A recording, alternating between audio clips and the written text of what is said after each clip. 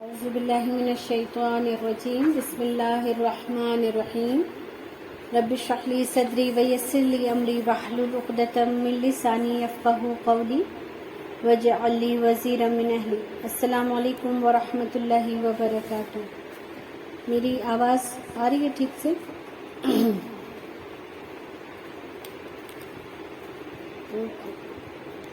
جی الحمدللہ۔ جزاک اللہ خیر کثیرا۔ جی، رسول اکرم صلی اللہ علیہ وسلم نے جب مکے میں اپنی نبوت کا اعلان کیا اور اس کے بعد ان کی جس طرح سے مخالفت ہوئی اور جس طرح سے لوگ ان پر ایمان لائے، ان دونوں کیفیت کو بہت ڈیٹیل کے ساتھ بیان کیا گیا ہے۔ ہم دیکھتے ہیں کہ رسول اللہ صلی اللہ علیہ وسلم کی جو پیچھے کی زندگی تھی، حالانکہ وہ زیادہ ڈیوریشن ہے اس کی، کہ 40 سال کی عمر کا تذکرہ چند صفوں میں ہے، لیکن اس کے بعد کا تذکرہ، اس کے لیے اتنی موٹی موٹی سیرت کی بکس ہیں، اور تب بھی لوگ یہ نہیں دعویٰ کرتے ہیں کہ انہوں نے سیرت کے سارے پہلو کا اچھے سے احاطہ کر لیا ہے نا۔ اور اتنے خزانے آپ دیکھیں، جتنی بھی احادیث کی بکس ہیں، آپ کو تفسیر کی بکس ملتی ہیں، سیرت کی بکس ملتی ہیں، وہ سب کے سب رسول اللہ صلی اللہ علیہ وسلم کی زندگی پر ہی بیسڈ ہے نا۔ حالانکہ نبوت کی زندگی 23 سال کی ہے، لیکن وہ کتنی اہم ہے اور کتنا زیادہ اسے باریکی سے لکھا گیا، سمجھا گیا، سمجھنے کی کوشش کی گئی اور سمجھانے کی کوشش کی گئی۔ کیونکہ یہی زندگی کا مقصد ہے ایک انسان کے۔ جب تک وہ پیدا ہوتا ہے، پلتا بڑھتا ہے، اس کی تربیت پرورش ہوتی ہے اور وہ کیا کماتا ہے، کیسے گھر میں رہتا ہے، یہ اتنا امپورٹنٹ، اتنا ضروری نہیں ہے جاننا کسی کے لیے بھی، جتنا یہ جاننا ضروری ہے کہ رسول اللہ صلی اللہ علیہ وسلم کیسے ان کو اللہ نے نبی بنایا، پھر نبی بنانے کے بعد ان کو کن حالات سے دوچار ہونا پڑا، لوگوں کے سلوک کیا تھے ان کی طرف، اور کیا کیا الفاظ تھے جو انہوں نے بولے، کیا کیا پلاننگ تھی جو انہوں نے کی، پھر اسی طرح سے جو لوگ ایمان لائے ان کے بارے میں بھی ہمیں بہت ڈیٹیل معلوم ہے۔ تو ہمیں بھی یہ سمجھنا چاہیے کہ وہ زندگی جو ہم نے لا علمی میں گزاری ہے، وہ زندگی جو ہم نے بغیر کسی مقصد کے گزاری ہے، اس کو یاد رکھنا، اس کے بارے میں سوچنا، اس کے بارے میں بہت زیادہ فکر مند ہونا، یہ کوئی بہت بڑی اچیومنٹ نہیں ہے جس کو ہم اتنا زیادہ یاد کریں اور پریشان ہوں، ہے نا۔ اور اس کا اندازہ کب ہوتا ہے؟ جب آپ کو ہاتھوں سے زندگی پھسلتی ہوئی محسوس ہوتی ہے، تو آپ کو بہت اچھے سے اندازہ ہوتا ہے کہ میں نے اپنی زندگی میں کیا کیا، کچھ بھی نہیں۔ آپ کو جو آپ کے بہت جیسے قیمتی لمحات ہیں، جو ایسے ہیں کہ جیسے کہ جن پر آپ کو لگے کہ ہاں میں نے یہ 40 سال، 35 سال، 30 سال کی زندگی گزاری ہے، تو ایسے لگے گا ود اے 5 منٹ آپ کی آنکھوں کے سامنے سے وہ پوری زندگی گزر جائے گی، اور نہ آپ اس بات سے سیٹسفائی ہوں گے کہ میں نے بہت اچھے سے لوگوں سے بات کر لی ہے، دل کھول کے بات کر لی ہے، میں بہت ہنس چکی ہوں، میں بہت رو چکی ہوں، میں بہت پڑھ چکی ہوں، میں بہت کھا چکی ہوں، میں بہت سو چکی ہوں۔ کوئی بھی ایسا کام نہیں جس سے آپ مطمئن ہوتے ہیں اپنے آپ سے، ہے نا۔ لیکن اگر انہی چیزوں کو ہم سائڈ کر لیتے ہیں اور یہ سمجھتے ہیں کہ یہ جو زندگی کے لمحات ہیں، ان کو میں نے اللہ کے حکم کے مطابق، اللہ کے اصولوں پر چل کر کتنا گزارا ہے، تو پھر ہمیں ایک نئی چاہت بھی پیدا ہوتی ہے، اور جتنا کیا ہے اس کے بارے میں یہ بھی ایک خواہش پیدا ہوتی ہے کہ جو بھی ٹوٹی پھوٹی چیزیں ہیں آپ اسے قبول کر لیجئے، ہے نا۔ اور یہی اصل ہے جو میں نے اپنی زندگی میں کچھ بھی کیا ہے نا۔ تو اس کا ہمیں سب سے بڑا ثبوت رسول اللہ صلی اللہ علیہ وسلم کی زندگی سے مل جاتا ہے نا۔ اور ایک بار میں نے عائشہ بجی، اگر آپ لوگوں کو یاد ہو، میں نے ایک بار عائشہ بجی سے بھی یہ بات کہی تھی کہ کیوں ایسا ہے کہ صحابہ کرام کے بارے میں ہمیں اتنی ڈیٹیل نہیں مل پاتی ہے جتنا کہ ہمیں جاننے کی کیوریوسٹی ہوتی ہے۔ تو انہوں نے یہی کہا کہ صحابہ کرام نے اپنی زندگیوں کو کبھی اتنی اہمیت ہی نہیں دی جتنا کہ رسول اللہ صلی اللہ علیہ وسلم کی زندگی کو دی، اور انہی کی زندگی کو انہوں نے قلم بند کیا، انہی کی زندگی کو ریسرچ کرتے رہے وہ، اور کیونکہ انہی کی زندگی امت مسلمہ کے لیے اسوہ حسنہ ہے نا. تو ان تمام چیزوں سے ہمیں اپنی زندگی کا بھی محور، مرکز متعین کرنا سمجھ آتا ہے کہ میں کوئی چیز نہیں ہوں دنیا میں. میں اگر اللہ کے حکم کے مطابق، رسول اللہ صلی اللہ علیہ وسلم کی سنت کے مطابق اس دنیا میں زندگی گزار لیتی ہوں اور اس گزاری ہوئی زندگی کو سنبھال کر اپنے رب کے حضور پیش ہو جاتی ہوں، یہی میری زندگی کی اچیومنٹ ہوگی. یہ اچیومنٹ نہیں ہے کہ میں یہ بتا سکوں کہ میں نے یہ اور یہ کیا اور ایسے زندگی گزاری، بچپن ایسے گزارا، جوانی ایسے گزاری اور میں مرتے وقت تک ایسی رہی، ہے نا.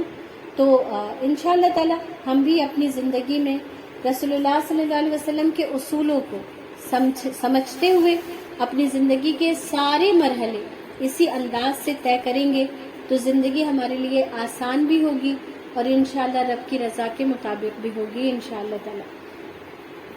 محاذ آرائی کی تیسری صورت، اور دیکھیں یہ جو ابھی ہم چیپٹر پڑھ رہے ہیں اس میں ہمارے لیے صرف یہ نصیحت نہیں ہے کہ ہم اس بات کو سمجھ رہے ہیں کہ اللہ کے رسول صلی اللہ علیہ وسلم کو کن حالات سے دوچار ہونا پڑا. ہمیں یہ بھی یہاں پر سمجھنا بہت ضروری ہے کہ اللہ کے رسول اللہ کے سب سے پسندیدہ بندے تھے، پھر بھی انہیں ان تمام مرحلے سے گزرنا پڑا جس کو سن کے بھی ہمیں تکلیف ہوتی ہے. لیکن اللہ کسی پہ ظلم نہیں کرتا اور اللہ نے انسانوں کو دنیا میں اس لیے بھیجا ہی ہے کہ وہ ان تمام حالات کو فیس کریں، برداشت کریں، اپنے اندر قوت پیدا کریں اور ان تمام میں اس پوزیشن میں رہتے ہوئے یہ ثابت کریں کہ وہ اللہ سے سب سے زیادہ محبت کرتے ہیں اور اللہ کا کام، اللہ کی رضا ان کے لیے سب سے اوپر ہے نا. تو اس لیے جب بھی کوئی مشکل آئے، جب بھی کوئی پریشانی آئے، جب بھی کوئی برا بھلا کہے تو اپنے آپ کو بیچاری نہ محسوس کرے، کیونکہ اللہ کے کام کرنے پہ اسی کو رکاوٹیں آتی ہیں جو اللہ کا کام کرتا ہے، اسی کو بات سننے کو ملتی ہے جو اللہ کے لیے اپنے آپ کو پیش کرتا ہے. جنہوں نے کبھی اللہ کے لیے اپنے آپ کو پیش ہی نہیں کیا ان کے سامنے کیا رکاوٹیں آئیں گی، ان کو کیا برا بھلا کہا جائے گا، ہے نا. تو آپ نے یہ راستہ چنا ہے اور یہ راستہ نبیوں والا ہے اور اس راستے میں نبیوں کو بہت ساری پریشانیوں سے دوچار ہونا پڑا.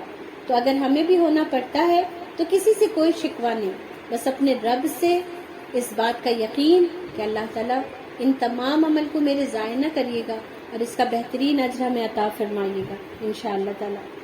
محاذ آرائی کی تیسری صورت، پہلو کے واقعات اور افسانوں سے قرآن کا مقابلہ کرنا اور لوگوں کو اسی میں الجھائے اور پھنسائے رکھنا.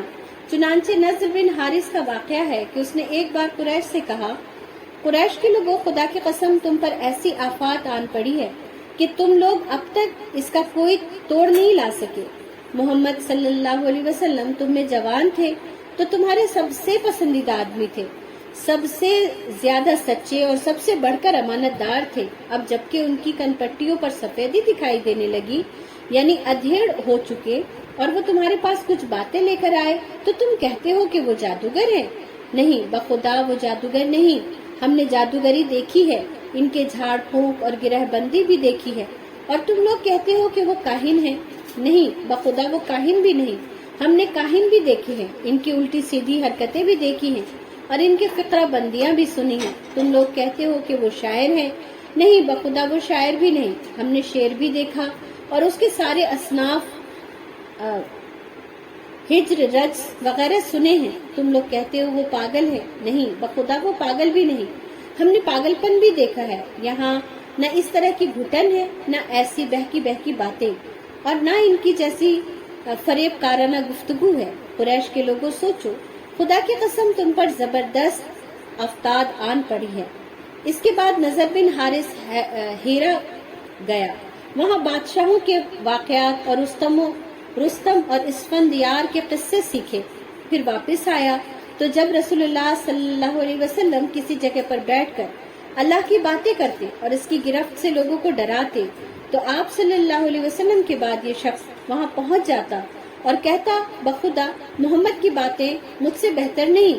اس کے بعد وہ فارس کے بادشاہوں رستم اور اسفندیار کے قصے سناتا. پھر کہتا، آخر کس بنا پر محمد کی بات مجھ سے بہتر ہے نا. تو یہ محاذ آرائی کی تیسری صورت تھی. اور یہاں پر اگر ہم دیکھیں تو نضر بن حارث کا جو قبول نامہ ہے وہ کیا ثابت کرتا ہے؟ وہ اللہ کے رسول صلی اللہ علیہ وسلم کی سچائی کو ثابت کر رہا ہے، اور وہ ان تمام باتوں کا علم رکھتا ہے جس کے بارے میں اللہ فرماتا ہے کہ کیا تم عقل سے کام نہیں لیتے، کیا تم ان باتوں پر غور نہیں کرتے، ہے نا. لیکن اس نے غور کیا، عقل سے کام لیا، اور ان تمام باتوں کو اس نے اپنے آپ سوچا سمجھا، اور پھر کیا کیا، اس کا انکار کر دیا. تو علم ضروری نہیں کہ علم کے ذریعے ہمیں ہدایت مل جائے. علم کے ذریعے ہدایت اسی کو ملتی ہے جو ہدایت چاہتا ہے نا. علم اس کے پاس پورا کا پورا آ گیا، لیکن اس کے باوجود اسے ہدایت نہیں مل سکی. اور اس کی بنیادی وجہ کیا سمجھ آتی ہے کہ میں محمد سے بہتر ہوں، میرے قصے محمد سے بہتر ہیں، میری باتیں محمد سے بہتر ہیں. تو بعض دفعہ ہمیں حق ماننے میں ہمارا اپنا نفس بہت بڑی رکاوٹ ہوتی ہے. دیکھیں، حق بات کسی کے بھی منہ سے آئے گی، کوئی نہ کوئی ہمیں بتائے گا. ہمیں یہ سیکھنا بہت ضروری ہے ہمارے لیے کہ بات وہ اللہ کی ہونی چاہیے، حق ہونی چاہیے، چاہے وہ کسی کی زبان سے بھی آئے، ہمارے لیے قابل قبول ہونی چاہیے. ہمارے لیے یہ نہیں ہونا چاہیے کہ اچھا اب ہمیں ان سے سیکھنا پڑے گا، اچھا یہ اب ہمیں بتائیں گے کہ دین کیا ہوتا ہے، ان سے ہمیں معلوم ہوگا. اور زیادہ تر یہ کیفیت دینی بات کو سمجھنے میں، اللہ کو سمجھنے میں انسانوں کے درمیان رکاوٹ بنتی ہے. اور اس کو اگر ہم غور کریں تو شیطان کو بھی یہی اپنے بارے میں گمان تھا کہ میں آدم سے بہتر ہوں، میں آدم سے پہلے پیدا ہوا، میں آدم سے زیادہ علم رکھتا ہوں، میں آدم سے بہتر چیز سے پیدا کیا گیا ہوں، انا خیر منہ، ہے نا. اس سینٹنس نے اس کو ہدایت سے دور کر دیا. تو میرے اندر بھی اگر کسی بھی پوائنٹ پہ یہ بات آ جاتی ہے کہ میں اس سے اب سیکھوں گی، یہ میرے دن آ گئے ہیں، تو وہاں پر میرے لیے ہدایت کے راستے بند ہو جاتے ہیں. اور اسی لیے ہمارے دل کو کھلا رہنا ہوگا. کسی کی طرف سے بھی اگر اللہ کی بات آئے تو ہمیں مان لینا ہے، چاہے وہ ہمیں لگتا ہو. دیکھیں، ہمیں یہ سمجھنا بہت ضروری ہے کہ زبان کسی کی بھی ہو، بات اگر میرے رب کی ہے تو مجھے قابل قبول ہے. مجھے اس درجے پر اپنے رب سے محبت کرنی ہے، مجھے اس درجے پر اپنے رب کی بات کو ماننا ہے کہ اگر وہ بات میرا اپنا بچہ بھی کہہ رہا ہوگا، کوئی کم عمر بچہ کہہ رہا ہو، کوئی جس کی میں عزت نہیں کرتی ہوں وہ انسان بھی کہہ رہا ہو، تو بھی میرے لیے وہ بات قابل قبول ہونی چاہیے، کیونکہ وہ بات صحیح ہے، وہ بات میرے رب کی ہے نا، انشاءاللہ تعالی. ابن عباس کی روایت ہے، جس سے یہ بھی معلوم ہوتا ہے کہ نظر نے چند لونڈیاں خرید رکھی تھی، اور جب وہ کسی آدمی کے متعلق سنتا کہ وہ نبی کریم کی طرف مائل ہے تو اس پر ایک لونڈی مسلط کر دیتا جو اسے کھلاتی پلاتی اور گانے سناتی، یہاں تک کہ اسلام کی طرف اس کا جھکاؤ باقی نہ رہ جاتا. اس سلسلے میں یہ ارشاد الہی نازل ہوا، کچھ لوگ ایسے ہیں جو کھیل کی بات خریدتے ہیں تاکہ اللہ کی راہ سے بھٹکا دیں. تو یہ تمام چیزیں اللہ کے راستے سے بھٹکانے والی چیزیں ہیں، کھیل تماشے کی باتیں، ہے نا، اور اس طرح کی بےہودگیاں، ہے نا، جس کو آج کے ڈیٹ میں ہم کچھ بھی سمجھ سکتے ہیں. آپ دیکھیں، اس وقت اسفندیار اور رستم کے قصے سننا ایسا ہی تھا جیسے کہ آج ہمارا ڈرامہ دیکھنا، ہے نا، جن چیزوں میں ہم اپنا وقت ضائع کرتے ہیں، برباد کرتے ہیں، ان چیزوں کو دیکھنا بھی اسی طرح ہے جیسے کہ یہ ان چیزوں میں ان کی یہ مزے لینے کی ریسورسز تھے، ہے نا، انٹرٹینمنٹ کے ریسورسز تھے، اور اس کو وہ استعمال کر رہے تھے کس کے خلاف؟ اسلام کے خلاف. کس کے لیے استعمال کر رہے تھے؟ تاکہ لوگوں کے ذہن ڈائیورٹ کر سکیں، تاکہ لوگ صحیح چیز سوچ نہ سکیں، سمجھ نہ سکیں، ہے نا. محاذ آرائی کی چوتھی صورت سودے بازیاں، جن کے ذریعے مشرکین کی ایک کوشش تھی کہ اسلام اور جاہلیت دونوں کے بیچ راستے میں ایک دوسرے سے جا ملے، یعنی کچھ دو اور کچھ لو کے اصول پر اپنی بعض باتیں مشرکین چھوڑ دیں اور بعض باتیں نبی صلی اللہ علیہ وسلم چھوڑ دیں. قرآن پاک میں اسی کے متعلق ارشاد ہے کہ وہ چاہتے ہیں کہ آپ ڈھیلے پڑ جائیں تو وہ بھی ڈھیلے پڑ جائیں، ہے نا، کہ کچھ تم میری مان لو اور کچھ میں تمہاری مان لوں. اور اسی طرح کی کیفیت ہم مسلمانوں کے اندر بھی اب بہت آ گئی ہے کہ آپ بھی تو کچھ ہماری مان لیں، ہے نا. اگر آپ ان سے کسی بات کی طرف ان کی توجہ دلاتے ہیں تو آپ کے سامنے کوئی ایسی بات کر دیں گے کہ آپ کے لیے مشکل ہو جاتا ہے کہ اس بات کو کیسے اس کی حامی بھریں، کیونکہ وہ تو اسلام کے خلاف بات ہے. تو اس لیے جب بھی بات کریں تو اپنی اتھارٹی پہ مت بات کریں. اس طرح نہ بات کریں کہ آپ ان کو کوئی اچھی بات بتا رہے ہیں، بلکہ اس اتھارٹی پہ بات کریں کہ آپ کا رب آپ کو یہ بات بتا رہا ہے. یہ میری بات نہیں، قرآن یہ کہتا ہے. اور یہ ہم تب تک نہیں کر سکتے جب تک کہ ہمارے پاس اتنا علم نہ ہو، جب تک ہم خود نہ جانتے ہو کہ کون سی بات قرآن میں ہے کون سی نہیں ہے. اور جب تک ہمارے پاس خود علم نہیں ہوگا ہم قرآن کی کسی بات کو یقین کے ساتھ بیان ہی نہیں کر سکتے، ہے نا. تو اس لیے ہم تو یہ مانتے ہیں، ایسے کر کے بات نہ کریں. اللہ یہ فرماتا ہے ایسے کر کے بات کریں گے تو پھر کوئی آپ سے سودے بازی نہیں کرے گا، خاص طور سے مسلمان تو نہیں کریں گے. ہمیں بھی عادت نہیں ہے اس طرح بات کرنے کی. ہم بھی بات اسی طرح کرتے ہیں، میں تو یہ مانتی ہوں، میں تو یہ سمجھتی ہوں. میں کون ہوتی ہوں؟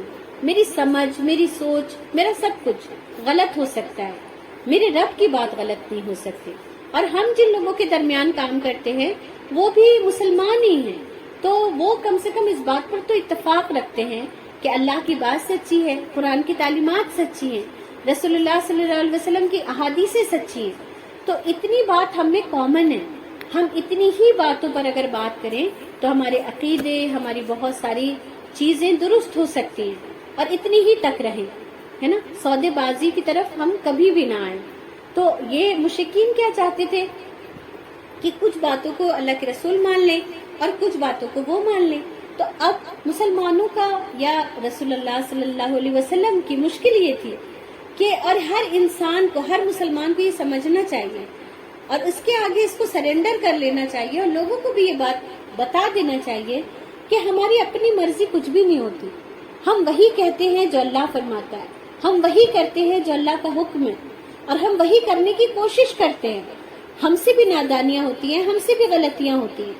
اسی لیے اپنی غلطیوں کو بھی کبھی بھی جسٹیفائی نہ کریں کہ اگر میں نے یہ غلط کام کر لیا تو اس کا کوئی کہیں سے جواز نکل آئے گا. نہیں، یہ غلط ہے، مجھ سے غلطی ہوئی، میں اس کو مان لوں.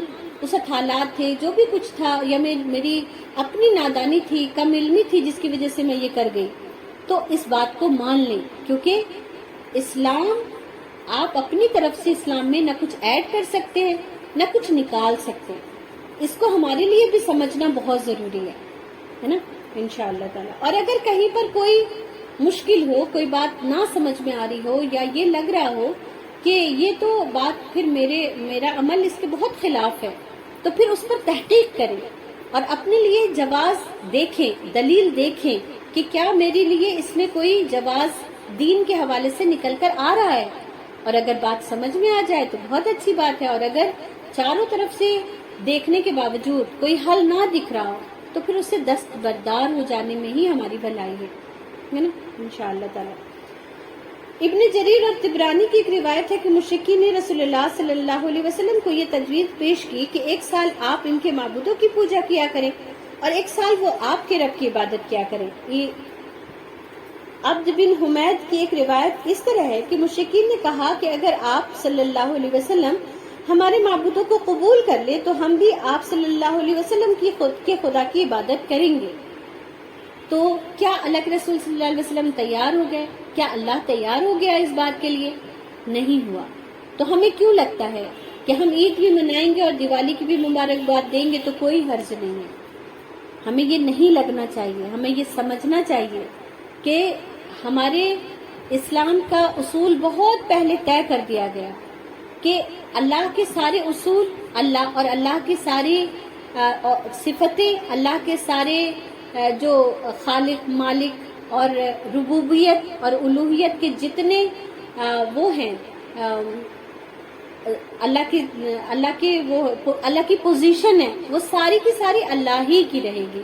اس میں کسی کو شریک نہیں کیا جا سکتا. عبادت کے سارے جو خانے ہیں اس میں اللہ ہی براجمان رہے گا، کوئی اور نہیں وہاں پر بیٹھ سکتا ہے. تو ہمیں ان تمام چیزوں کو حل کر لینا چاہیے اپنی زندگی میں. تو ہم یہی کرنے آئے ہیں اور ہمیں یہی کر لینا چاہیے. ابن اسحاق کا بیان ہے کہ رسول اللہ صلی اللہ علیہ وسلم خانہ کعبہ کا طواف کر رہے تھے اسود بن مطلب بن اسد بن عبد العزا، ولید بن مغیرہ، امیہ بن خلف اور عاص بن وائل سہمی آپ کے سامنے آئے۔ یہ سب اپنی قوم کے بڑے لوگ تھے۔ بولے اے محمد آؤ، جسے تم پوچھتے ہو اسے ہم بھی پوجیں، اور جسے ہم پوچھتے ہیں اسے تم بھی پوجو، اس طرح ہم اور تم میں اس کام میں مشرکت ہو جائے گی۔ اب اگر تمہارے معبود ہمارے معبود سے بہتر ہیں تو ہم اس سے اپنا حصہ حاصل کر چکے ہوں گے، اور اگر ہمارے معبود تمہارے معبود سے بہتر ہوں تو تم اس سے اپنا حصہ حاصل کر چکے ہوگے۔ اس پر اللہ تعالیٰ نے پورے سورہ الکافرون نازل فرمائی، جس میں اعلان کیا گیا کہ جسے تم لوگ پوچھتے ہو اسے میں نہیں پوچھ سکتا، اور اس فیصلہ کن جواب کے ذریعے ان کی مضحکہ خیز گفت و شنید کی جڑ کاٹ دی گئی۔ روایتوں میں اختلاف غالباً اسی لیے ہے کہ اس سودے بازی کی کوشش بار بار کی گئی ہے نا۔ تو دیکھیں ان کا یہ جو وہ تھا، یہ جو گفتگو تھی کہ تم ہمارے معبودوں کی عبادت کر لو، ہم تمہارے معبودوں کی کر لیتے ہیں، یہ اس بات کی دلیل تھی کہ ان کو اپنے معبودوں کے اوپر وہ یقین کامل نہیں تھا جو رسول اکرم صلی اللہ علیہ وسلم کو اپنے رب پر تھا۔ اسی لیے ہم اسے کیا سمجھتے ہیں، یہ کتنے لبرل لوگ ہیں جو کہتے ہیں ہم تو اللہ کو بھی مان لیتے ہیں، ہم تو آپ کے پیغمبر کو بھی کی بھی عزت کرتے ہیں، ہم تو یہ بھی کر لیتے ہیں، ہم تو رمضان میں روزے بھی رکھ لیتے ہیں، اور مسلمان یہ اور یہ نہیں کرتے ہے نا۔ تو وہ لبرل ہیں اس لیے نہیں، انہیں اپنی دین کا وہ یقین کامل نہیں ہے، اور وہ کیسے ہو سکتا ہے جبکہ اس دین میں گڑبڑ ہو چکی ہے۔ وہ نہیں ہو سکتا کیونکہ وہ سارے کے سارے اللہ کے بندے ہیں، اللہ کی مخلوق ہے، اللہ نے ان کے دل میں یہ شک ڈال کے رکھا ہے، تبھی تو اللہ وہاں واضح کر دے گا قیامت کے دن۔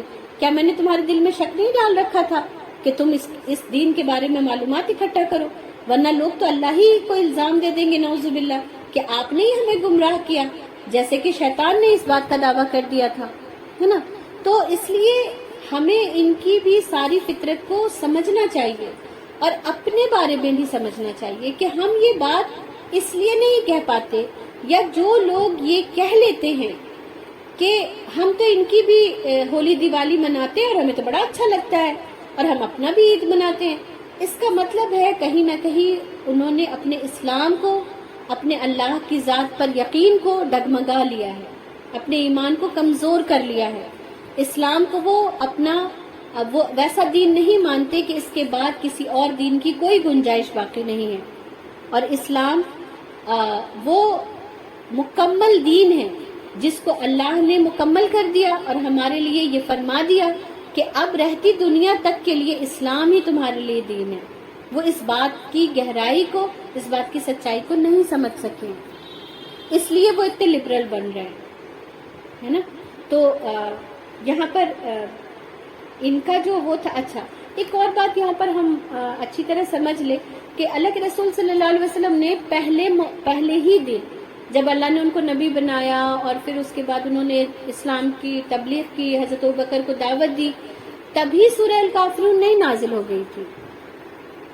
اللہ کے رسول صلی اللہ علیہ وسلم لوگوں کو دین کی دعوت دیتے رہے، لوگوں کو اس کی طرف بلاتے رہے، وہ آ کے آپ کے سامنے ڈیمانڈ رکھ رہے ہیں، اور پھر جا کر کے جب یہ حد ہو گئی کہ انہوں نے آپ کو یہ کہنا شروع کر دیا کہ تم میرے معبودوں کی پوجا کر لو، میں تمہارے معبودوں کی کر لیتا ہوں، تب یہ ایک حتمی سورہ الکافرون کے ذریعے ایک وضاحت کے ساتھ ایک فیصلہ کر دیا اللہ نے کہ اس کے بارے میں تم سوچنا بھی مت، یہ کبھی نہیں ہو سکتا۔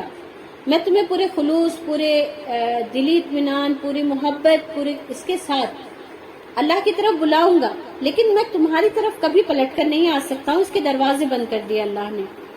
لیکن ہم مسلمانوں میں بچپن سے یہ بات کہیں نہ کہیں ڈال دی جاتی ہے، یا ہمارے اندر پتہ نہیں کہاں سے آ جاتی ہے کہ وہ کافر ہیں اور وہ کبھی ہمارے معبود کی پوجا نہیں کر سکتے اور ہم کبھی ان کے معبود کی پوجا نہیں کر سکتے۔ یہ ہمیں پہلے دن ہی اپنے دماغ میں بٹھا لینا، یہ اس کے ذریعے دعوت نہیں شروع ہو سکتی ہے، اس کے ذریعے آپ کسی کے دل کو نرم نہیں کر سکتے۔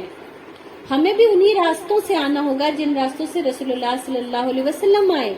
ہمیں بھی اس بات کو سمجھنا ہوگا کہ 360 بت تھے کعبہ میں، اس کے باوجود اللہ کے رسول صلی اللہ علیہ وسلم اللہ کی عبادت کرتے تھے، طواف کرتے تھے اور لوگوں کو اللہ کی طرف بلاتے تھے۔ انہیں مشرک اور کافر کہہ کے ان کو خطاب نہیں کرتے تھے، ان کو بہت محبت سے پکارتے تھے کہ اے عبد مناف، اے بنو فہر، اے بنو کنانہ، میں تمہیں اللہ کی طرف بلاتا ہوں، میں تمہیں اس دن کے عذاب سے ڈراتا ہوں۔ تو ان کی جو ان کی آئیڈینٹیفیکیشن تھی اس کے ساتھ وہ بلاتے تھے، ان کو کافر اور مشرک کہہ کے نہیں بلاتے تھے۔ تو یہ سارے دعوت و تبلیغ کے طریقے ہیں جس کو ہمیں دیکھنا، سمجھنا اور اس کے حساب سے اپنے عمل کو طے کرنا ہمارے لیے بہت ضروری ہے انشاءاللہ تعالی۔ لیکن کسی بھی صورت میں، کسی بھی حالت میں ہم کسی سودے بازی کے لیے نہیں تیار ہو سکتے۔ ہم ان کو سہولت کے ساتھ اس بات کے لیے، اور جب آپ پہلے دن سے اپنے اصول بتا دیتے ہیں تو سمجھ میں یہ بات آ جاتی ہے کہ ان کے لیے یہ اور یہ کرنا بالکل امپاسبل بات ہے، یہ نہیں کر سکتے۔ اور یہ جو وہ ہے، مطلب یہ جو سوال جواب یا ہمارے یہ جو حکمت اور یہ تمام چیزیں بغیر قرآن کے علم کے، بغیر سیرت کو پڑھے ہوئے ہمارے اندر نہیں آ سکتی۔ اس کے بارے میں بھی ہمیں غلط فہمی نہیں ہونی چاہیے، کیونکہ جب آپ اسکالرز کو سنتے ہیں تب آپ کو سمجھ آتا ہے کہ وہ کتنے اچھے طریقے سے ان باتوں کو وضاحت کے ساتھ بیان کرتے ہیں، اور اتنے اچھے الفاظ ہوتے ہیں ان کے پاس کہ کوئی ہرٹ بھی نہ ہو اور آپ اپنی بات بھی کہہ دیں، ہے نا۔ نبوت میں جب پہلی بار اسلامی دعوت منظر عام پر آئی تو مشرکین نے اسے دبانے کے لیے وہ کارروائیاں انجام دی جس کا ذکر اوپر گزر چکا۔ یہ کارروائیاں تھوڑی تھوڑی اور درجہ بدرجہ عمل میں لائی گئی، اور ہفتوں بلکہ مہینوں مشرکین نے اس سے آگے قدم نہیں بڑھایا اور ظلم و زیادتی شروع نہیں کی۔ لیکن جب دیکھا کہ یہ کارروائیاں اسلامی دعوت کی راہ روکنے میں مؤثر ثابت نہیں ہو رہی تو ایک بار پھر جمع ہوئے اور 25 سرداران قریش ایک کمیٹی تشکیل دی جس کا سربراہ رسول اللہ صلی اللہ علیہ وسلم کا چچا ابو لہب تھا۔ اس کمیٹی نے باہمی مشورے اور غور و خوض کے بعد رسول اللہ صلی اللہ علیہ وسلم اور صحابہ کرام کے خلاف ایک فیصلہ کن قرارداد منظور کیا، یعنی یہ طے کیا کہ اسلام کی مخالفت، پیغمبر اسلام کو ایذا رسانی اور اسلام لانے والوں کو طرح طرح کے جور و ستم اور ظلم و تشدد کا نشانہ بنانے میں کوئی کسر نہ اٹھا رکھی جائے گی۔ یعنی اب تک تو جو بھی ہو رہا تھا وہ زبان سے ہو رہا تھا، آپ کو ایک طرح سے دیکھیں تو ابھی وہ نہیں ہوئے تھے، ایگریسو نہیں ہوئے تھے، ابھی وہ آپ سے بات کر رہے تھے، آپ سے گفتگو کے ذریعے معاملہ سالو کرنے کی کوشش کر رہے تھے، کچھ دے لے کے سالو کرنا چاہ رہے تھے۔ اس کے بعد یہ کہ بہت ساری آپ کے سامنے انہوں نے وہ رکھا تھا، پروپوزل رکھا تھا کہ آپ چاہیں تو کسی بہت خوبصورت عورت سے شادی کر لیں، چاہے تو ہم آپ کے لیے سونے کا اتنا سونا جمع کر دیں کہ آپ کو وہ بہت کافی ہو جائے۔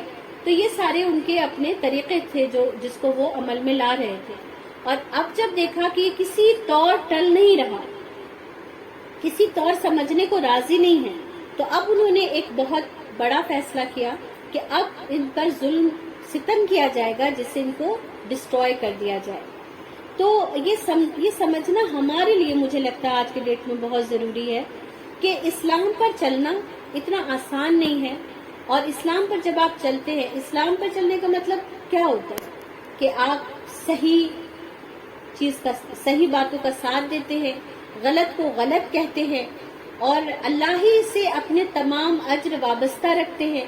رسول اللہ صلی اللہ علیہ وسلم کی زندگی ہی آپ کے لیے نمونہ ہوتی ہے۔ تو بہت ساری چیزوں کا آپ کو سامنا کرنا پڑتا ہے۔